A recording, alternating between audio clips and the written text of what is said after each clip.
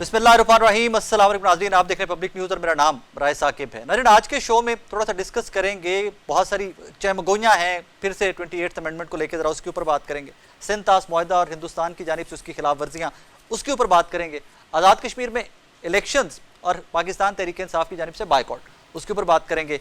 और कुछ लेजिस्लेशन की इस तरह की खबरें आ रही हैं कि खैबर पख्तूनख्वा गवर्नमेंट जो तब्दीली लाने के लिए आई थी, वो कुछ इस किस्म की लेजिस्लेशन कर रही है। बाज़ार इत्तलात आ रही हैं कि अपने MPs के लिए टोल टैक्स फ्री, गाड़ियों के नंबर अपनी मर्जी के लगवा लें, काले शीशे, 8 असले के लाइसेंस, इस तरह की खबरें आ रही हैं। कुछ ड्राफ्टिंग भी या कुछ बिलिंग की ड्राफ्टिंग भी मंजर आम पे आई है, लेकिन शफी जान साहब अभी तक कह रहे हैं कि जनाब कोई ब्लू पासपोर्ट नहीं है, कोई कुछ नहीं है, कुछ इस तरह की डेवलपमेंट्स नहीं है। तो ज़रा उसके ऊपर भी बात करेंगे कि उसमें हकीकत है क्या या सिर्फ ये शोर सोशल मीडिया की हद तक है। हमारे पहले मेहमान है पाकिस्तान तहरीक इंसाफ के सीनियर रहनुमा जनाब शेख वकास अकरम साहब। शेख साहब अस्सलाम वालेकुम सर।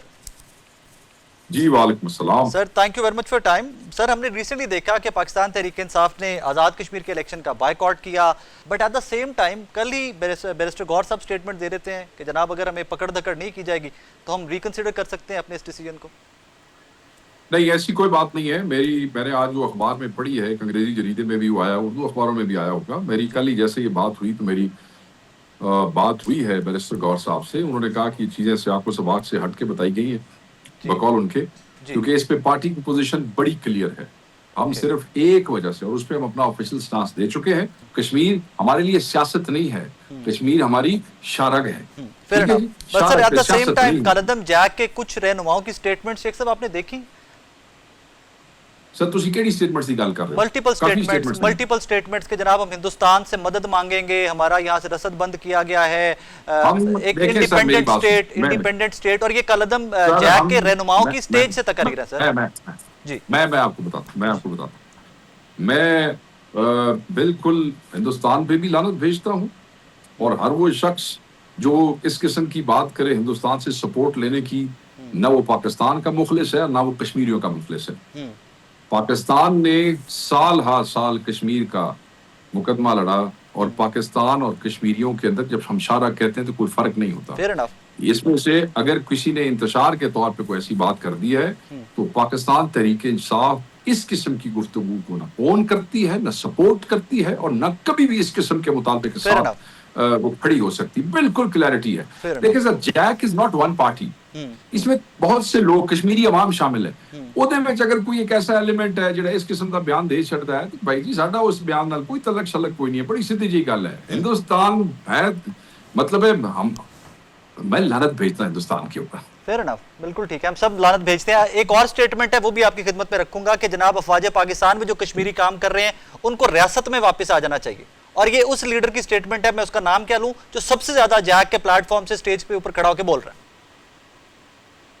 देखें, इस किस्म की रिएक्शन के अंदर इस किस्म के बयानात जो है वो नहीं देने चाहिए, और मैं ये समझता हूं कि हर कश्मीरी पाकिस्तान से मोहब्बत करता है। शेख साहब, do you have official passport, blue passport है आपके पास? MNA सेनेटर्स को तो मिलता है आई थिंक। MNAs के पास है सर, बिल्कुल है सर, बट MPs के पास, जो पंजाब से मैंने चेक किया है, पंजाब के MPs के पास है उस टेन्योर के लिए जब तक वो मेंबर ऑफ असेंबली रहेंगे। उनकी फैमिलीज के पास किसी बंदे के पास नहीं है। अभी रिसेंटली खैबर पख्तूनख्वा से एक खैबर पख्तूनख्वा से डेवलपमेंट आती है, अप्रैल का एक बिल है जो अब आके पब्लिक हो रहा है, सैलरीज एंड अलाउंस एक्ट 2026। उसमें सर जरा सुनिएगा कि आपकी खैबर पख्तूनख्वा में हुकूमत, जनाब सुहेल अफरीदी साहब जो इश्क इमरान में मरने आए थे, उनकी हुकूमत, उनकी लेड हुकूमत करके रही है। शरीके हयात के लिए पासपोर्ट सर ता हयात, ठीक है सर। आगे मुल्क भर के एयरपोर्ट लाउंजेस में प्रोटोकॉल, डाक बंगलो और सरकारी रेस्ट हाउस में मुफ्त कयाम, 8 असला लाइसेंस हर MPA को, तमाम टोल टैक्सों से इस्तिस्ना, तमाम टोल टैक्स माफी, अगे टुरो सर ते खसूसी सिक्योरिटी, काले शीशों की इजाजत, आगे चढ़े तो मतलब अगर टुरो ते गड्डी दा नंबर तक जरा दिल करे MPA साहब लवा लेंगे। सर ये तब्दीली लेके आनी थी आप लोगों ने कि जो MPs चंद हैं वहां से इलेक्टेड इमरान खान साहब के नाम के ऊपर, वो अपने कराते अपने खानदाना की तब्दीली लेके आउन, बस दैट्स इट। सर पहली बात यह है कि मेरे इल्म में आपके इस प्रोग्राम से थोड़ी देर पहले तक इस किस्म की कोई चीज नहीं थी। इससे पहले हमारी एक ग्रुप डिस्कशन शुरू हुई जिसमें पार्टी के दोस्तों ने ये सवाल किया, इन्फॉर्मेशन का एक ग्रुप था, उसमें हमारे छोटे भाई, बड़ा एहतराम है उनका, हमारे मिनिस्टर शफी जान साहब वो उसमें मौजूद थे। तो जब इस किस्म के सवालात हुए तो मैंने डाइवर्ट कर दिया अपने छोटे भाई शफी जान साहब की तरफ कि आप इसका जवाब दें, क्या है हमारे इल्म में नहीं है ये, क्योंकि मेरे पास मुसद्दा नहीं आ रहा था। तो उस पर मुझे शफी जान साहब ने कहा कि उन्होंने चेक किया है इस किस्म की, ये मैं आपको इंफॉर्मेशन मिनिस्टर साहब की बात बता रहा हूँ, उन्होंने कहा कि मैंने चेक किया है इस किस्म की कोई चीज नहीं। पहले मेरी गल सुन लेना जी प्लीज। मैंने फिर अपने हमारे इंफॉर्मेशन मिनिस्टर जो है वहां के, उन्हें मैंने कहा कि मेरे अजीज अगर इस किस्म की कोई बात नहीं है तो आप मेहरबानी करें, आप इसके ऊपर फौरी एक पब्लिक स्टेटमेंट दें हुकूमत की तरफ से, और आप इसको क्लैरिफाई कर दें ताकि लोगों को इस पे बात करने का मौका ही ना मिले अगर कोई चीज नहीं है। तो उसमें उन्होंने आगे से मुझे कहा कि बिल्कुल जी, I agree with you and I do that. ये अभी सर को थोड़ी देर पहले की बात है। मगर इसके अलावा मैं अपने, क्योंकि उस इंफॉर्मेशन के ग्रुप में एक लंबी डिस्कशन हो रही थी, मैंने उनको बाकायदा कह दिया कि Pakistan Tehreek Insaf will not defend as a party, will not defend anything which is against the philosophy और खान के नजरिए के खिलाफ होगी। हम किसी हवाले से इस किस्म की किसी चीज को डिफेंड नहीं करेगा कोई इंफॉर्मेशन डिपार्टमेंट। एक साहब एक सेकंड के लिए जरा तहरीक इंसाफ से थोड़ा सा अगर आप अपने आप को डिसोसिएट करके मुझे सवाल का जवाब दे सकें, that will be very kind of you. Sir, Ali bin Gandapur साहब की गवर्नमेंट में कुछ शोर, कुछ जलसे जुलूस, कोई तहरीकें इमरान खान साहब की रिहाई के लिए कुछ ना कुछ हमें सुनने को मिलता रहता था, मीडिया में हम कवर करते रहते थे। जरूर सुहेल अफरीदी साहब आए ने, सर सब शांति है क्या, हर चीज के ऊपर भूल भुलैया हो गया हुआ है कि मैं फिर इसी बिल की तरफ आपको रेफर करूंगा। सर मैं अपने आप ਨੂੰ डिसोसिएट ਇਸ ਵਾਸਤੇ ਨਹੀਂ ਕਰ ਸਕਦਾ ਕਿ मैं ਜਦੋਂ ਵੀ केपी ਦੀ और ਜਦੋਂ ਤੁਸੀਂ ਅਲੀ ਖਾਨ ਦਾ ਨਾਮ ਲੈਂਦੇ ਹੋ मैं ਗੱਲ करदा तो एक नवा ही तमाशा बन ਜਾਂਦਾ है, ਤੁਹਾਨੂੰ भी पता है जी। I know that. ठीक है सर, वो हमारा अजीज है, छोटा भाई है सुहेल, उसको खान साहब ने बनाया स्ट्रीट मूवमेंट का इंचार्ज। वो आप लोगों के पास उनके इंफॉर्मेशन मिनिस्टर साहब का भी नंबर है, आई कैन रिस्पॉन्ड, मगर फिर लोग उसकी बात में बातें निकालते हैं। तो हमारा भाई इंचार्ज है स्ट्रीट मूवमेंट का पूरे पाकिस्तान का, ही कैन उसके ऊपर वो रोशनी डाल सकते हैं, या केपी की तंजीम उस पर डाल सकती है। मैं ये समझता हूँ कि हर वर्कर को इमरान खान साहब की रिहाई के लिए अपनी कैपेसिटी औकात के मुताबिक, मैं आप बताता हूँ आपको, आज मुलाकात का दिन है ना सर, तो पता है मेरी मजबूरी, मैं नहीं जा सकता, मगर अलवन मैं तुम दसा भी मेरे लोग जड़े ने, मैं रात सारा करके सुबह उन्होंने तोड़ के तो फिर मैं सोता जे कि भाई कम अज कम मेरी नुमाइंदगी उत्थे हो गए। हर आदमी अपनी कैपेसिटी के मुताबिक, थोड़ी है ज्यादा है, खान के लिए कोशिश करे, पुरअमन आईनी एहतजाज का राइट एक्सरसाइज करे और करता रहे। अल्लाह ताला खैर करेगा, अल्लाह ताला कोई ना कोई रास्ता उसमें से निकाल देगा। मैं सर ये जो आपका इंफॉर्मेशन का ग्रुप है उसमें प्लीज एक मेरा मैसेज डाल सकते हैं, उसमें एक मैसेज डालिएगा कि तहरीक इंसाफ के एमपी और एमएनएस को अडयाला जेल जाने के लिए ब्लू पासपोर्ट के ऊपर वीजे की जरूरत नहीं होगी, वो जा सकते हैं। मैं बिल्कुल I agree with you sir. जेड़ा मैं इस गल ते सी बड़े क्लियर हां जी कि जिनकी जेन्युइन मजबूरियां हैं, यानी कि जो सजा याफ्ता हैं या जो इश्तिहारी हैं, उन्हां नूं कोई 5-7 लोग ने हो सर जी, ऐसा ही है। ठीक है, ये भी मैं तुहानूं दसदे ये भी मैं तुहानूं दसदे हां, कोई बड़ा नंबर नहीं है जेड़े सजा याफ्ता एमएनएस दी गल कर रहे हां, या जेड़े रुपोश ने, रुपोश इश्तिहारी होने दी वजह तूने सीधी जी गल जी, वो 10 कर ले 15 कर ले, चलो मेरा फिगर ऊपर नीचे हो सकता है, मगर बाकी सब मौजूद हैं और बाकी सबको वहां पे जाना चाहिए। और सर कलिया नहीं जाना चाहिए। ये भी मेरी गल सुनो, ये भी एक नवा काम शुरू हो गया है भाई, ठीक है गाड़ी में बैठे ड्राइवर के साथ चले गए, नहीं सर बंदे लेके जाओ, सियासी बंदे हो ना तुसा, ठीक है। और क्या है, पुरअमन एहतजाज है ना सर, पुरअमन है, अल्लाह माफ करे, तुसा को डांगा तो नहीं वसानियां उत्थे जाके, ठीक है ठीक है, उत्थे जाके खान साहब दी सिस्टर्स वहां पे मौजूद हैं, वो माएँ हैं हमारी, बूढ़ी औरतें हैं, वो खड़ी हैं, तो नादे नाल खलो सर। ये बिल्कुल ठीक बात है सर। ये बैरिस्टर सैफ साहब वाली मुलाकात के ऊपर अब तो क्लैरिटी आ गई कि कुछ ना कुछ ऑफर उस किस्म की थी। सर क्या प्रॉब्लम है, किसी को भी मिलने के लिए इजाजत देते हैं तो मिलने तो दें, आप लोगों को पता तो चल जाएगा कि खान साहब की हालत क्या है अंदर। सर वो जेडी इंफॉर्मेशन तुहाडे कोल है, कोई मेरे कोल है, और मगर अब ये है कि देख लें, या तो अदालती अहकामात भी हैं और उसके बावजूद नहीं मिलने देते सर। सर आपको पता है, मुझे भी पता है कि सैफ साहब मिलना चाहे तो मिल लेंगे सैफ साहब। नहीं सर, सैफ साहब जो है, मेरी उनसे बात हुई, अगर उनको मिलने का मौका दिया जाए तो बिल्कुल वो फौरी मिलेंगे, बिल्कुल वो फौरी मिलेंगे। वो खान की पार्टी के वजीर रहे हैं और खान साहब ने बनाए, किसी और ने नहीं बनाए, खान साहब की गैर मौजूदगी में वजीर नहीं बने। कुछ वजीर हैं जो खान अंदर एतबार बन गए ने, ये वो वजीर थे जिनको 2 टेन्योर में इमरान खान साहब ने खुद नॉमिनेट किया था, ठीक है सर।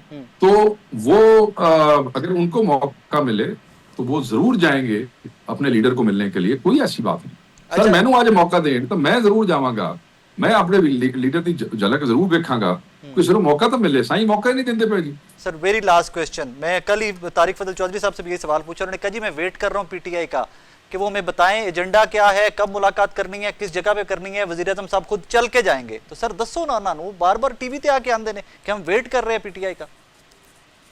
सर बिल्कुल एजेंडा ਅਸੀਂ ਆਲਰੇਡੀ ਦੱਸ ਚੁੱਕੇ हैं ਉਹਨਾਂ ਨੂੰ, ਪਹਿਲੇ ਜਦੋਂ पिछली बारी मुज़ाकराती कमेटी बनी थी जी हाँ। जो खान साहब की रिक्वेस्ट पे बनी थी, उस पे हमने रिटर्न एजेंडा दे दिया था 9 मई 26 नाहक असीरान, याद है आपको सर? जी ऐसे हमने एक जुडिशल कमीशन का कहा था। ये देखे ना तारिक फजल भाई है हमारे, और चीजों को जब भी चीजें खराब होती हैं कोशिश करते हैं कि वो ठीक हो, अपना किरदार अदा करते हैं। मैंने देखा है, नोट किया कई दफा। मगर प्रॉब्लम ये है कि वजीर आजम on the floor of the house भी कह देते हैं कि जनाब आप बताएं, मुलाकात करें, मुज़ाकरात करें, सॉरी मुज़ाकरात करें। क्या ना उन्होंने बजट तकरीर ना उन्होंने भी किया कि ऑडिट करा लो अपने इलेक्शन का, हमारे का भी। हम तो उस ऑडिट के भी इंतजार में बैठे हैं, करा लो, अपना भी कराओ, साडा भी कराओ, इंडिपेंडेंट तो कराओ ना। असि तो दस कि इंडिपेंडेंट लोग ने। खान साहब को किताबों की एक्सेस बंद की हुई है, खान साहब को अखबारों की एक्सेस बंद की हुई है, खान साहब को 24 घंटे 24 घंटे अंदर रखते ने। तुसी ए कम करके और साथ आप फ्लोर पे खड़े होके कहते आओ जी साडा मुज़ाकरात कर लो, आप हमें पागल समझते हैं। बस आप हमारे लीडर पे जुल्म कर रहे हैं। हमने आपके साथ बैठ के क्या एजेंडा डिस्कस करें आपके साथ, बताएं मुझे आप। सर आई थिंक वो यही एक्सपेक्ट कर रहे हैं कि उसी के ऊपर बात कर लें कि खान साहब बाहर आएंगे, गल नहीं करेंगे, जलसा जुलूस नहीं करेंगे, कोई चलो बनी गल उते हाउस अरेस्ट कर दियो, ਜ਼ਮਾਨ ਪਾਕ पर क्या पाकिस्तान के कानून आइन दे विच पाकिस्तान के राय साहब दसो, क्या पाकिस्तान के कानून और आइन में ये है कि आप किसी को ब्लैकमेल करें? नाज़रीन, जनाब शेख वकास अकरम साहब की गुफ्तगू आपने सुनी। एक छोटा सा ब्रेक लेना है मुझे, ब्रेक के बाद वापस आ रहे हैं, मेरे साथ रहिएगा। नाज़रीन, इस सेगमेंट में हमें ज्वाइन कर रहे हैं मुस्लिम लीग नून के सीनियर रहनुमा जनाब बैरिस्टर अकील मलिक साहब। मलिक साहब अस्सलाम वालेकुम सर। बहुत शुक्रिया sir, thank you very much for time. Sir let's start with barrister Gohar recent statement. We all saw that कि उन्होंने आज़ाद जम्मू कश्मीर में इलेक्शन का बायकॉट किया है, बट कल ही बैरिस्टर गौहर साहब की स्टेटमेंट आती है कि अगर हमें वहाँ पकड़ धकड़ ना की जाए, उसकी यकीन दहानी करवा दी जाए, तो हम रिकंसिडर कर सकते हैं अपने इस डिसीजन को।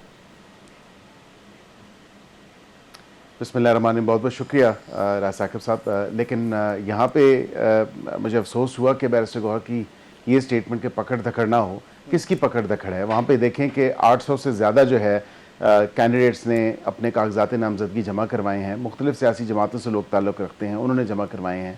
उसके बाद आज़ाद उम्मीदवार हैं, उन्होंने जमा करवाए हैं। और उनकी अपनी पार्टी अगर राह फरार अख्तियार कर रही है, क्योंकि उनकी अपनी पार्टी के मुख्तलिफ फैक्शंस में लोग कहते हैं नहीं इलेक्शन से भागना नहीं चाहिए था, इलेक्शन जैसे भी हालात हो, जैसा भी मैदान हो, इलेक्शन और इलेक्टोरल प्रोसेस का हिस्सा होना ज़रूरी है। उनके असीरान जो बात करते हैं तो वो भी मैं चाहूँगा आप अपनी स्क्रीन पे ज़रूर ये चीज़ चलाएं। वो खुद जेलों से ख़त लिख के कह रहे हैं, वो कह रहे हैं कि जी मैदान को खाली मत छोड़ें, खुदारा आप इलेक्शन को बॉयकॉट मत करें। लेकिन यहाँ पे पीटीआई का वतीरा जो है वो ये कहते हैं कि जी सिर्फ अगर हम इलेक्शन में हम हों तो फिर ही हमें काबिल कबूल है, और पाकिस्तान की अवाम ने सिर्फ जो है हमें ही वोट दिए हैं क्योंकि दीगर सियासी जमातों को एग्जिस्ट नहीं करती। और अब आज़ाद जम्मू एंड कश्मीर में वहाँ पे उनका ये एक तमाम तर मामला इस हवाले से जो कर रहे हैं बॉयकॉट करना, विच आई थिंक कि जमहूरियत की किसी भी किताब में आपको ये मिसाल नहीं मिलती कि आप बॉयकॉट कर दें। ये कोई जमहूरी रवैया नहीं है, और जमहूरी पार्टियों को मुकाबला मैदान में ही करना पड़ता है, और मैदान में ही रह के करना होगा। सर इसमें थोड़ी सी प्लीज रहनुमाई फरमाइएगा, कलदम जैक के साथ भी कोई मामलात समहाउ चल रहे हैं कि इलेक्शन से पहले पहले कुछ आज़ाद कश्मीर की हालात वाक़यात को बेहतर किया जा सके ताकि फ्री एंड फेयर ज़रा मूवमेंट लोगों की आसान हो जाए वहाँ पे? देखिए, जहाँ तक जैक की बात है वहाँ पे तो आपको सामने मैं अगर कुछ हकायक रखूँ कि उनकी 38 में से 35 डिमांड्स मान ली गई थी, which is obviously no secret. इसी तरह उन 35 जो डिमांड्स मानी गई उस पे जो बातचीत हुई, इम्प्लीमेंटेशन और एग्जीक्यूशन कमेटी भी कायम की गई। अब इस तमाम तर मामले पे जो चीज़ शुरू हुई बिजली से, आटे से और गंदम से, तमाम तर मामला शुरू हुआ और फिर वो 12 सीटों पे जाके आन पहुंचा। अब 12 सीटों का फैसला सड़क पे तो नहीं हो सकता, ये तो एक आइनी मामला है, एक कानूनी मामला है। और जब इलेक्शन शेड्यूल अनाउंस हो चुका है तो फिर इनको चाहिए कि बिल्कुल ये लोग जो इस चीज़ को की डिमांड कर रहे हैं तो ये असम्बली में या तो उन कैंडिडेट्स के साथ करें या अपना कैंडिडेटशिप पुट फॉरवर्ड कर दें, जैक की अपनी जो थी ये कदम होने से पहले, क्योंकि एक प्रोसेस है ना, जब कॉन्स्टिट्यूशनल स्कीम ऑफ थिंग्स में चीज़ें दी गई हैं, अब हमें कोई कहे कि हम फलां सूबे की सीटें ज़्यादा कर दें या कम कर दें, या इस्लामाबाद की सीटें ज़्यादा कर दें कम कर दें, तो हमें भी कॉन्स्टिट्यूशन में चेंज लाना होगी, कानून में तरमीम करनी होगी। हम सड़कों पर रह के तो ये फैसले नहीं करवा सकते।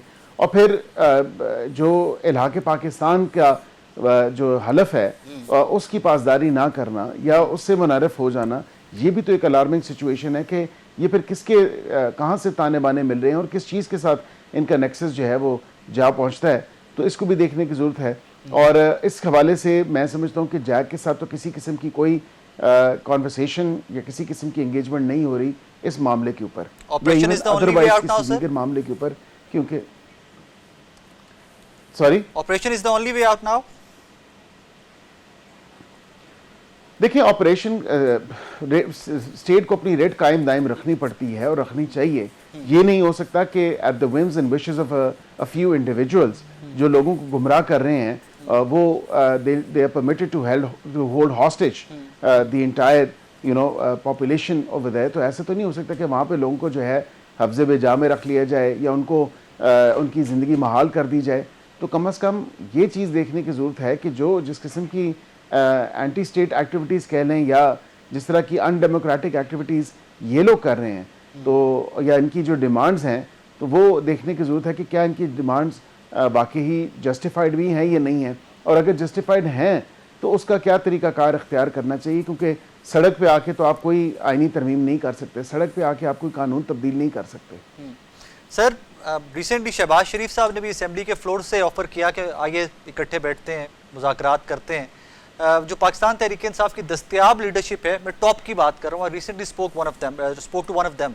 मैंने पूछा जी कि शहबाज साहब ने आपको कहा हुआ है कि आइए मुज़ाकरात करते हैं, बैठते हैं, आप लोग क्यों नहीं अनाउंस कर रहे कि जी फ़लाँ डेट को हम अवेलेबल हैं, फ़लाँ डेट को अवेलेबल हैं, डॉक्टर तारिक फजल चौधरी साहब को इंगेज कीजिए, PMO को इंगेज कीजिए। उन्होंने मुझे रिसेंटली बताया, उन्होंने कहा जी कि हमारी डिमांड्स जो हैं वो स्पीकर साहब के पास भी पड़ी हुई हैं, जो लास्ट टाइम मुज़ाकरात हुए थे। हमें जब शहबाज शरीफ साहब बुलाना चाहें, वो हुक्म करें, वो वज़ीर आज़म हैं, हम उनके साथ बैठने को तैयार हैं। बट प्रॉब्लम इज़ कि इमरान खान साहब से मुलाकात करने नहीं दे रहे, फैमिली की मुलाकात हो नहीं रही, वकला तक रसाई नहीं है इमरान खान साहब तक की, उनकी किताबें तक बंद की गई हुई हैं। हम किस चीज़ के ऊपर बैठ के इनसे मुज़ाकरात करें, हमें वो बता दें। तो सर, अगर मुज़ाकरात वाकई करने हैं, PMLN इज सीरियस, तो वो तो रेडी बैठे हुए, बुलाइए उनको जब दिल करता है आप लोगों का। साकिब साहब, बिल्कुल झूठ और झूठ का पलंदा, और इस पलंदे का नाम जो है दस्तयाब लीडरशिप PTI की जो मौजूद यहाँ पे है, ये वाक़तन अपने क्लेम्स को सब्सटेंशिएट नहीं कर सकती।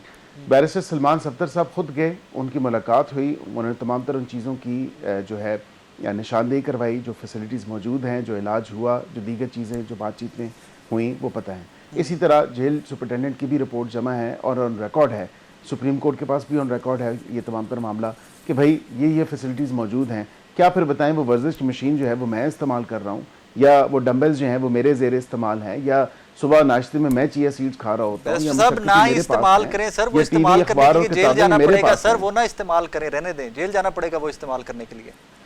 नहीं साकिब साहब, तो झूठ देखे ना, अवाम को गुमराह करना, झूठ का पलंदा और झूठ के मुंह की बोरी खोल देना, और फिर वहाँ से जो झूठ दस्तयाब हो वो बोलते रहना और फेंकते रहना अवाम की तरफ, तो ये भी तो नाइंसाफ़ी है, ये भी कोई मुनासिब बात नहीं है। हाँ, ये बात मैं आपको ज़रूर बता सकता हूँ कि राना सनाउल्लाह साहब के साथ एंगेजमेंट उनकी हुई है, उनकी पार्टी के कुछ लोगों की जो दस्तयाब लीडरशिप है, और हमने वज़ीर आज़म ने तो on the floor of the house reiterate किया, री इन्वाइट किया कि आप आएँ, बैठें, और इस्तेकाम पाकिस्तान की ज़रूरत है। अगर आप चार्टर ऑफ डेमोक्रेसी 2.0 करना चाहते हैं, उसके लिए हम बैठने के लिए तैयार हैं, लेकिन ताली दो हाथ से बजती है, एक हाथ से ताली नहीं बजाई जा सकती। और स्पीकर साहब ने भी अपने गुड ऑफिसर्स ऑफर किए। अब होना तो ये चाहिए कि एक तो ये कतराते हैं कि अगर हम मेज़ पे बैठ गए तो सोशल मीडिया ब्रिगेड जो है या सोशल मीडिया पे जो कीबोर्ड वॉरियर्स हैं वो हमें क्या कहेंगे, वो लान तान करेंगे। मसला तो ये है, या जो अडयाला में बैठा हुआ है उसकी गारंटी कौन लेगा, क्योंकि हम मुज़ाकरात में बैठ के और कुछ तय कर दिया, गो कि वो कहता है कि ये मैंडेट दिया है मैंने आपको कि आप बैठे मुज़ाकरात में, तो फिर किस चीज़ से कतराना? बिल्कुल, तो फिर किस चीज़ से कतराना, फिर किस चीज़ का डर, फिर किस चीज़ का खौफ? तो चाहिए तो इनको ये कि ये बैठें, फिर देखें ना तमाम चीज़ें तय हो जाएंगी, उसमें मुलाकात भी हो सकती है, उसमें दीगर चीज़ें भी हो सकती हैं, इलेक्टोरल रिफॉर्म्स भी हैं, या और कोई चीज़ ऐड करवाना चाहें। स्पीकर साहब से जो बात है, स्पीकर साहब ने on the floor of the house का सबसे मुनासिब जगह जो है वो पार्लियामान है, और पार्लियामेंट का वो कॉन्स्टिट्यूशन रूम नंबर 2 है या 5 है, जहाँ पे पहले बैठक सजी थी, वहीं पे ये बैठक सजनी है। और फिर हीले बहानों से काम लिया जाता है। नहीं, हुकूमत हमें जगह तय करके बताए। भाई हुकूमत ने जो जगह तय नहीं करनी, एक सालिस की जरूरत है। सालिस जो है as custodian of the house speaker हैं, स्पीकर के पास ही चले जाए, कहें कि हुकूमत ने 600 मरतबा हमें दावत दी है, हम तैयार हैं, स्पीकर साहब आप जगह यहाँ पे तयन करें पार्लियामेंट में, आप खुद बैठें जिस तरह पिछली दफा बैठे थे, और डेट बता दें। उस पे हुकूमत की टीम अगर ना आए तो फिर ये जाहिर बात है हमारी शॉर्टकमिंग होगी या हमारा ब्लफ होगा। मैं तो कहता हूँ हमारे ब्लफ को कॉल आउट करें। मैं तो ये भी कहता हूँ साकिब साहब कि इनको ये भी इदराक होना चाहिए कि ये कहते नहीं हुकूमत सिर्फ दावत की हद तक दावत देती है, बैठने को संजीदा नहीं है, बैठने को तैयार नहीं है। तो फिर मैं समझता हूँ कि ये हुकूमत का ब्लफ बिल्कुल कॉल आउट करें, बैठें और स्पीकर को जाके बता दें कि जी हम बैठने के लिए तैयार हैं। आमादगी तो इनकी तरफ से है ना सिर्फ, और स्पीकर ने तय करना है डेट, वेन्यू, प्लेस, वो तमाम तर चीजें स्पीकर का काम है। फिर हीले बहाने ये भी किए जाते हैं इनकी तरफ से। आखिरी बात ये मैं कह दूं कि पहले हुकूमत हमें बताए कि उनकी टीम में कौन लोग होंगे। अब यहाँ पे ये कोई करने वाली बात है? टीम में वही लोग होंगे जो पिछली दफा मुज़ाकराती टीम का हिस्सा थे। 19-20 का कोई फर्क आ सकता है, उसके अलावा कोई फर्क नहीं है। तो ये बहानों से काम लेना है तो फिर बैठने की नीयत ही ना हो तो फिर बैठने क्यों इनको जो है मकसूद हो। Fair enough. सर मुझे ये बताइएगा, do you have the official passport? Blue passport है आपके पास? जी एब्सोल्युटली। आपकी वाइफ के पास भी है, फैमिली के पास भी है? जी बिल्कुल है। और आपका जो ट्रैवल, आपका ट्रैवल जो है सर, ये 2-3 चीजें मुझे जरा पूछ लीजिए, फिर मैं क्वेश्चन कंस्ट्रक्ट कर लूं। और आपके एयरपोर्ट के जो मुल्क भर के एयरपोर्ट है वहां पे लाउंजेस जो है, वीआईपी लाउंजेस, वहां तक भी आपकी एक्सेस है as being MNA? As being MNA बिल्कुल हमारे वो। और आपके जितने डाक बंगले और रेस्ट हाउसेज हैं पाकिस्तान के अंदर, you can use any of them whenever you feel like? No, okay, ये नहीं है। आपके पास 8 असले के लाइसेंस हैं आपके पास बीइंग एमएनए?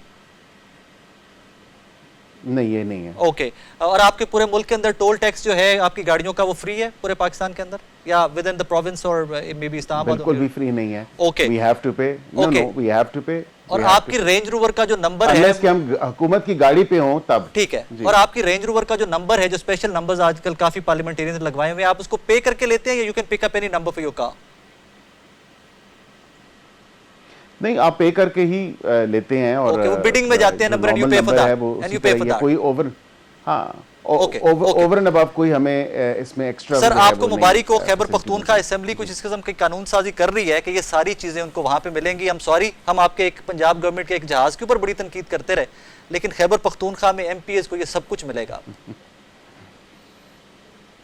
जी मैंने सुनी है ये खबर कि इस तरह की कोई कानून साजी की गई है। ये वो सूबा है जो पिछले 13 साल से इस पार्टी को भुगत रहा है, और इसकी जो शाहकार हैं वो आपके सामने अश्कार हो रहे हैं। वाज़े तौर पे अगर कहूँ तो ये वो लोग थे जो कहते थे कि जी जहाज़ क्यों लिया, फिर ये कहते थे कि वज़ीर आज़म मुल्क क्यों जाता है, फिर ये कहते थे कि इतनी शाह खर्चियाँ क्यों हो रही हैं या इतनी तशहीर क्यों हो रही है।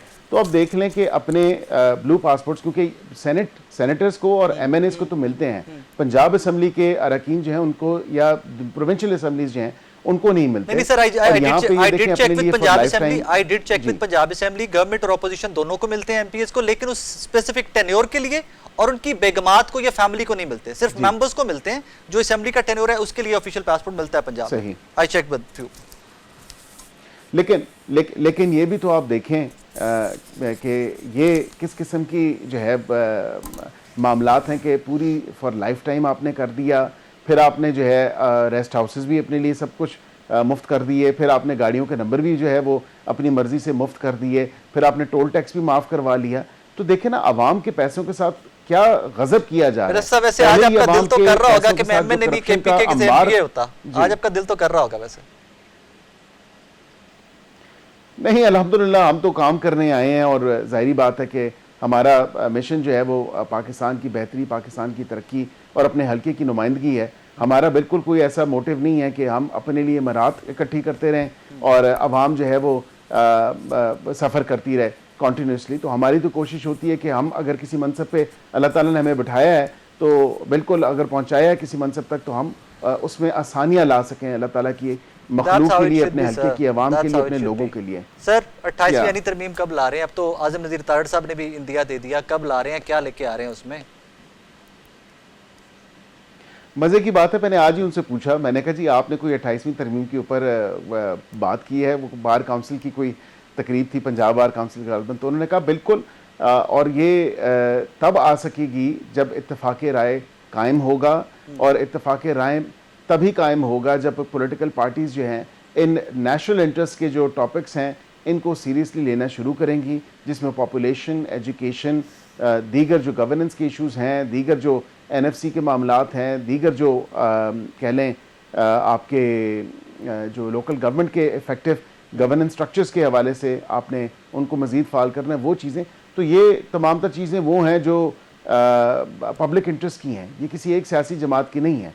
तो मुझे उन्होंने बिल्कुल बताया है, उन्होंने कहा कि जी मैंने बिल्कुल ये जिक्र हुआ और वहाँ पे मैंने ये कहा, लेकिन ये उसी सूरत में आ सकती है जब एक इत्तेफाक राय इंक्लूडिंग PTI कायम सर, हो जाए और इंक्लूडिंग सियासी PTI? पार्टीज जो हैं, जी बिल्कुल इंक्लूडिंग PTI, बिकॉज मैं आपको ये भी रिवील कर देता हूँ थोड़ा सा कि ये जब शुरू में चहम गोइयाँ और बातें चली तो PTI के कोई दोस्त जो थे जो आयल की उस तरफ बैठते हैं अपोजिशन के, उन्होंने कहा ये तो बड़ी अच्छी बात है कि आप एजुकेशन और यकसां तालीमी निसाब और पॉपुलेशन का आप डिस्कस कर रहे हैं और बाकी मामलात, तो उन्होंने कहा ये तो अच्छी बात है, ये तो होना चाहिए, नाम भी हो एक सकता अदा है ले हम दें भी सर, आपको सर सपोर्ट प्लीज करें एक अदा इसमें। नाम ले लें, नहीं, एक अदा सर। दस्तयाब की आदत जो मौजूद है, मैं दस्तयाब की आदत सर वो की बात बैरिस्टर कर रहा हूं। गौर साहब हैं, उनको आप बर्बाद भी- मत दीजिएगा, आप वो भी- मैंने बैरिस्टर भी गौर साहब हैं सर।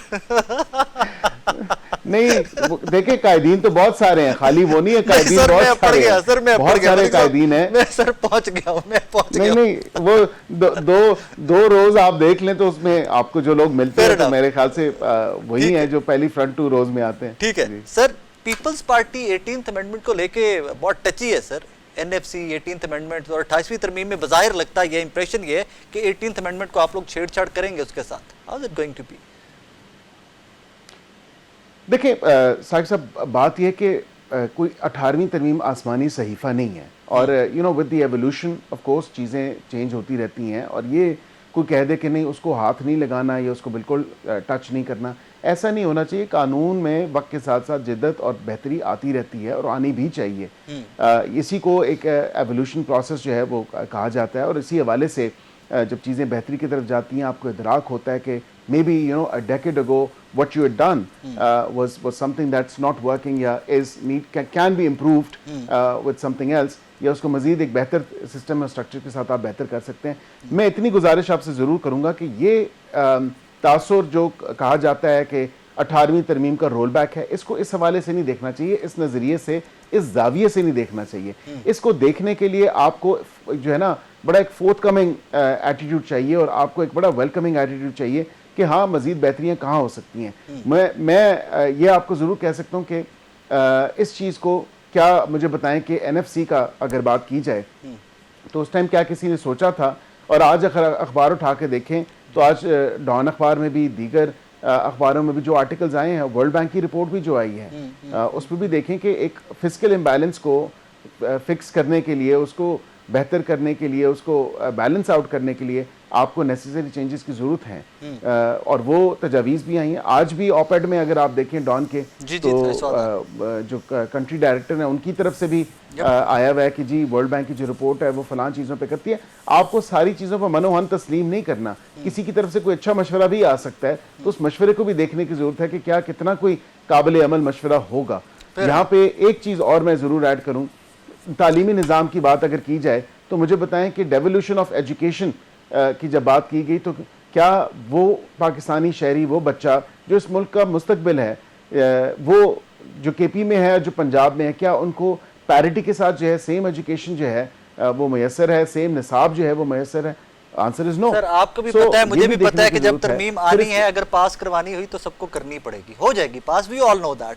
थोड़ा सा आगे चलते हैं सर, आप लोगों ने ऑफर किया, PM साहब ने ऑफर किया कि जनाब 18 का इलेक्शन भी खुलवाएं, 24 का इलेक्शन भी खुलवाएं, हमें कोई एतराज़ नहीं। सर तहरीक साहब ने लंबी चौड़ी प्रेस रिलीज दे दी उसके ऊपर, उन्होंने कहा जी खुलवाएं, दोनों खुलवाओ ना सर, ऑडिट करवाएं, 18 का भी करवाएं, 24 का भी करवाएं। नहीं, हमने बिल्कुल, हमने तो ये कहा कि अगर आप 24 की बात करते हैं, और वज़ीर आज़म ने on the floor of the house ये बात की और बड़े सख्त अल्फाज उन्होंने इस्तेमाल किए, उन्होंने कहा ये फिर कहानी बहुत दूर तक जाएगी और बात बहुत दूर तक निकल जाएगी कि ये हमें मत बताएं कि 24 में अगर आप कहते हैं कुछ अनोमलीज थी तो 18 का इलेक्शन जिस तरह हुआ, RTS RMS सिस्टम बैठाया गया, 3-3 दिन लोगों को रिजल्ट नहीं मिले, तो कम से कम हमें ये मत बताएं, वी ऑल नो जो आप एलिगेशन ऑडिट नहीं करवाना, 8 नहीं, 9 फरवरी को जो है ये नहीं, हम ऑडिट देखें, ऑडिट तब होगा जब इंतखाबी इस्लाहात पे जो है आगे बात बढ़ेगी। सर पीएम साहब ने सीधा कहा था, सर अल्लाह की कसम मेरे जैसा सादा आदमी भी समझ गया था कि पीएम साहब सेड कि अगर 24 का ऑडिट करवाना है तो 18 का भी करवाना पड़ेगा। ही नेवर सेड कि इंतखाबी इस्लाहात आएंगे, ये आएगा वो आएगा। सर मैं भी सादा सा आदमी हूँ, झटका आदमी, मैं भी समझ गया था कि शहबाज साहब इज सेइंग 24 का खुलवाना है, फाइन, 18 का भी खुलवाओ। राय साकिब साहब, नहीं ये बिल्कुल बात दुरुस्त है, लेकिन 18 का फिर देखें ना, पीटीआई क्यों नहीं खोलने देती? सर उन्होंने कहा है खोलें, सर नहीं उन्होंने कहा है सर प्रेस रिलीज में कहा है कि 18 का भी खोलें, हमें मंजूर है, खोलें, ऑडिट करवाएं। बिल्कुल ठीक है, अच्छी बात है, दोनों खुलने चाहिए और फिर तीसरा भी खुलना चाहिए, 2013 वाला भी खुलना चाहिए। सर तब ऐसे गवर्नमेंट किसकी थी? जब हमारी मेजॉरिटी थी और नहीं 13 हमारी नहीं हमारी थी, और उसमें फिर 35 पंचर जो हैं किसने बताए थे? सर बाद में पॉलिटिकल स्टेटमेंट का भी आ गया था, वो भी खोलो, स्पेसिफिक टारगेट नहीं पॉलिटिकल देखें टारगेट किए उन्होंने। जब मैं तो उस इलेक्शन में 13 के इलेक्शन में फुली इन्वॉल्व था, मेरे आंखों के सामने धांधली हुई थी। सर खोले के लोगों ने, सर खोले, अल्लाह की कसम ये बहस ही खत्म करे, डेमोक्रेटिक बनते हैं, सबके सब डेमोक्रेट्स बनते हैं, खोले सर 13 के भी खोले, 13 18 24 बिल्कुल एब्सोल्युटली। शहबाज साहब से सर बिल्कुल आज शहबाज साहब को तो सर कबो ना खुलवाएं, पीएम साहब आपने ऑफर किया, मीडिया मेरे से पूछता है कि खुलवाएं सर, अब मैं बताएं मैं क्या जवाब दूं? आपके शो की रिकॉर्डिंग जिस टाइम हो रही है उस टाइम काबीना की मीटिंग आज हो चुकी है। अब अगली दफा जब मुलाकात होगी मैं जरूर जनाब की गुजारिश पेश करूंगा। Sir thank you very much, best साहब ऑलवेज प्लेयर सर। नाजरीन, जनाब बैरिस्टर अकील मलिक साहब की गुफ्तगू आपने सुनी, मुझे एक छोटा सा ब्रेक का कहा जा रहा है, ब्रेक के बाद वापस आ रहे हैं, मेरे साथ रहिएगा। नाजरीन, इस सेगमेंट में हमें ज्वाइन किया है जनाब अब्दुल्ला हमीद गुल साहब ने। जरा बात करते हैं सिंध ताश मुआहदे के ऊपर। अब्दुल्ला साहब अस्सलाम वालेकुम सर।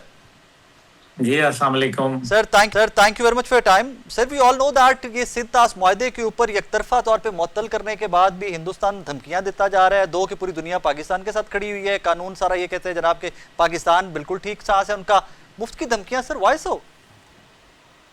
बिस्मिल्लाहिर्रहमानिर्रहीम, बहुत बहुत शुक्रिया।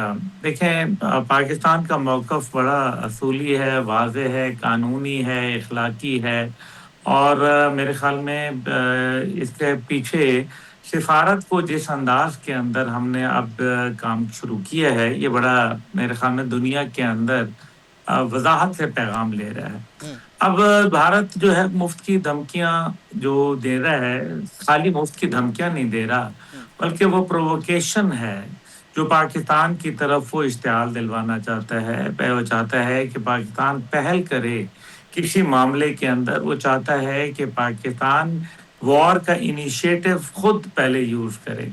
हालांकि पाकिस्तान ने 2025 को 24 अप्रैल की जो नेशनल सिक्योरिटी मीटिंग थी उसके अंदर वजाहत से कह दिया था कि हमारा ये जंग का मामला है और हम इस पे जंग की हद तक चले जाएंगे, क्योंकि पानी रोकना बिल्कुल तमाम कवानीन की खिलाफ वर्जी है।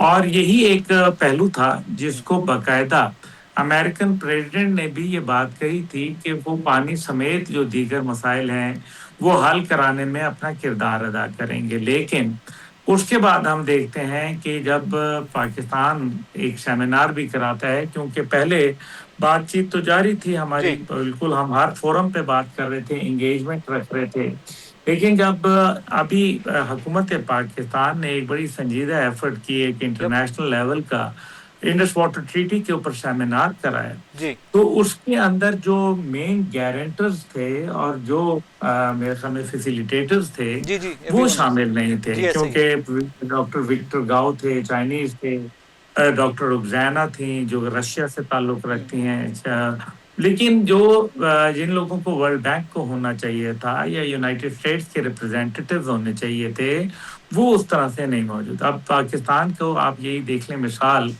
मुमासलत इसकी यह है कि पाकिस्तान की दहशतगर्दी के खिलाफ जो कोशिशें और साजिशें हैं उनको पूरी दुनिया एक्सेप्ट कर रही है, लेकिन मीनिंगफुल सपोर्ट नहीं कर रही। और यही बात अब्दुल्ला साहब ये फरमाइएगा कि अगर इसको पानी को हथियार बनाता है हिंदुस्तान, तो इट्स नॉट अबाउट पाकिस्तान और इंडिया, सर पूरे जनूबी एशिया का अमन नहीं दाव पे लग जाता इस तरह? तो जनूबी एशिया का नहीं बल्कि पूरी दुनिया का दावा मन पे अग्रीड, लग जाता है, अग्रीड। क्योंकि ये जो पानी है, अगर पहली बात ये है कि तकरीबन इस खित्ते में 3.5 अरब लोग जो है वो बसते हैं। साथ ही साथ जो है रन ऑफ द रिवर की अगर आप बात करेंगे या अगर आप हायर पॉइंट से बात करेंगे तो चाइना आपसे ऊपर है, और ये तो मेरे ख्याल में बात ही गलत है। लेकिन हाउएवर पाकिस्तान इंडिया के दरमियान में तो मुआहदात हैं, लेकिन इंडिया और चाइना के दरमियान में पानी पे कोई मुआहदा नहीं है। और अभी जो यूनाइटेड नेशन की रिपोर्ट आई उसके अंदर उन्होंने 60 दिन में भारत से जवाब तलबी की, जिसके अंदर ये भी कहा गया कि भाई आप इससे ना सिर्फ माहौलियात और इंसानियत के लिए एक खुराक की कमी पैदा कर रहे हैं, बल्कि ये एक गलत कदम है और 60 दिन के अंदर तहरीरी जवाब दें। भारत ने जवाब नहीं दिया है। इसका मतलब है कि भारत जानबूझ के ये चाह रहा है, पाकिस्तान के हवाले से जो उसने पानी रोका है, जो कि वायलेशन है खुलेआम, और मैं तो इसको दहशतगर्दी कहता हूँ। और ये दहशतगर्दी क्योंकि पाकिस्तान वाटर स्केर्स कंट्री के अंदर आ चुका है, पानी जी। जहाँ की किल्लत है, और भारत पीछे से अगर ये पानी रोकेगा तो जाहिर है पाकिस्तान प्यासा तो नहीं रहेगा। ऑफ कोर्स सर, फिर पाकिस्तान वो तो किसी फिर भी हद जंग पे अपने लड़ेगा। सर्वाइवल के लिए जाना पड़ेगा, तो एवरीबॉडी विल गो। अब्दुल्ला साहब, thank you very much for time sir, बहुत शुक्रिया आपका। नाज़रीन, जनाब अब्दुल्ला हमीद गुल साहब की आपने गुफ्तगू सुनी, इसको समराइज सिर्फ एक जुमले में कर सकता हूं मैं तो, कि पाकिस्तान अपने दिफा के लिए भी किसी हद तक गया रिसेंट पास्ट में, और पूरी दुनिया ने देखा कि मार्का हक में हिंदुस्तान के साथ क्या हुआ। अगर ये कल को पानी वाला मामला हिंदुस्तान सॉर्ट आउट करने की तरफ नहीं जाता तो पाकिस्तान अपने हक के लिए भी किसी हद तक जाएगा, एंड व्हेन आई से किसी हद तक भी जाएगा, सो आई मीन इट। अपना बहुत सारा ख्याल रखिएगा, दुआ में याद रखिएगा। अल्लाह हाफिज़।